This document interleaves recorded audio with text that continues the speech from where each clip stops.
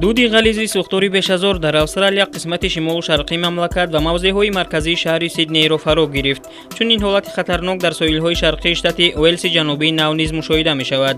Тибқи маълумот, сатҳи олудагии ҳаво дар шаҳри Сидней аз меъёри тавсиявӣ 10 маротиба боло рафтааст. Вобаста ба ин ҳукуматдорон ва сокинон тавсия доданд, ки безарурат аз хонаҳояшон берун наоянд.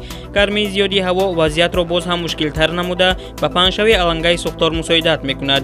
Дар як қатор мавзеъҳои аҳолинишини штати Австралияи ҷанубӣ сатҳи баланди хатар эълон шудааст.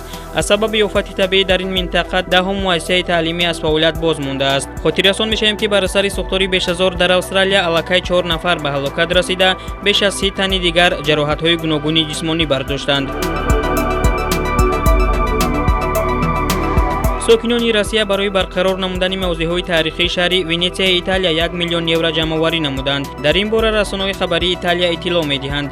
Ёдовар мешавем, ки ОБХЕЗИ ҳафтаи гузашта Венетсияро фаро гирифта буд. Дар натиҷаи боронҳои беис дар ин ҷо сатҳи оби дарёҳо 1,87 сантиметр баланд шудааст. Мутахассисон гуфтанд, ки давоми ним асри охир ин нишондиҳандаи рекордӣ мебошад. Бар асари ОБХЕЗИ 2 нафар ба ҳалокат расида, даҳҳо бинои маишию маъмурӣ зери об мондааст. Тибқи маълумот, ҳаҷми хисороти офати табиӣ қариб ба 1 миллиард евро мерасад. Қаблан ҳукуматдорони Италия дар ин шаҳр ҳолати фавқулода эълон намуда, барои бартараф кардани оқибатҳои офати табиӣ 20 миллион евро ҷудо намуда буданд.